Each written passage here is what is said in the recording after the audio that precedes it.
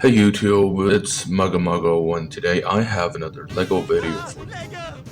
It's almost been 3 years since my last LEGO video, dating back to January 2023, because I have been extremely busy. During this time, I got homeless and played guitar on the streets, moved to China, got into machine learning and computer vision, did a lot of tech projects for people, found a job at a tech company, got addicted to skiing, and consumed an unspeakable amount of alcohol like always.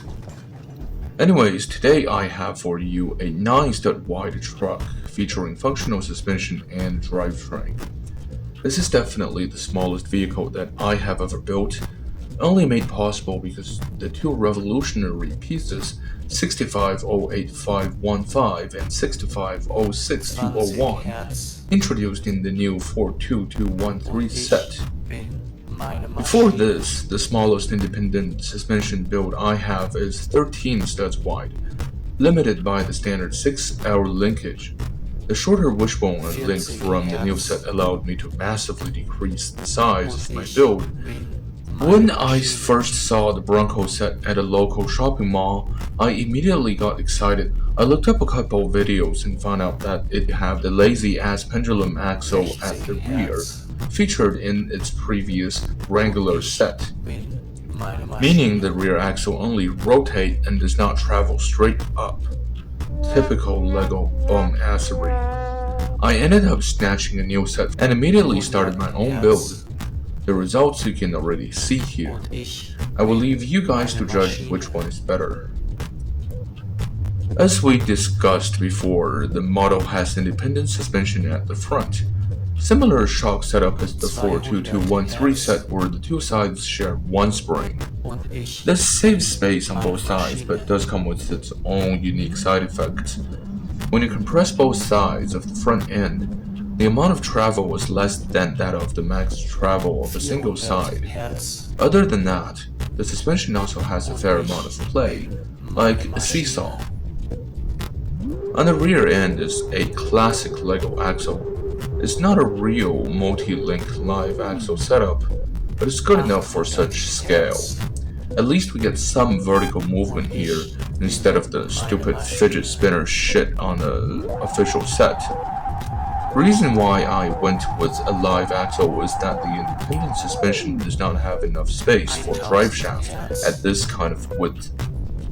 I could have totally used a differential here, but then the wheels will go super flimsy and pull off easily. So here we are with the straight gear drive.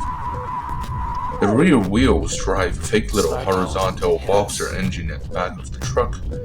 The drivetrain is routed through the front of the vehicle, then back to the engine. The official set does a better job at this by placing the engine where it belongs, and it's a V6 like the actual vehicle. However, their frame is a bit soft, and I guess it's just the trade-off we gotta make. The tiny thing actually features a linked steering wheel. This is extremely rare on models at this kind of scale, especially ones featuring a suspension.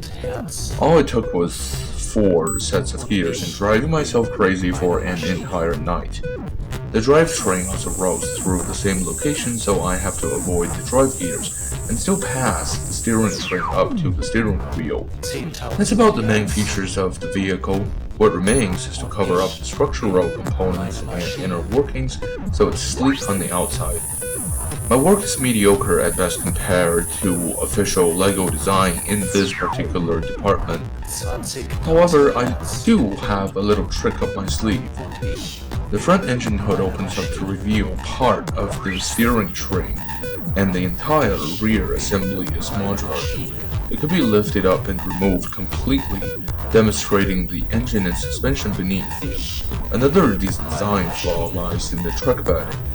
The suspension tower needs to be cross-reinforced due to such small scale, which took up a good chunk of the bed space, making the model look a bit clumsy. And that is all I have for you today. Remember, be a good boy/girl/attack helicopter, eat your fucking vegetables, and don't be a sheep. This is Muggle, and I will catch you later.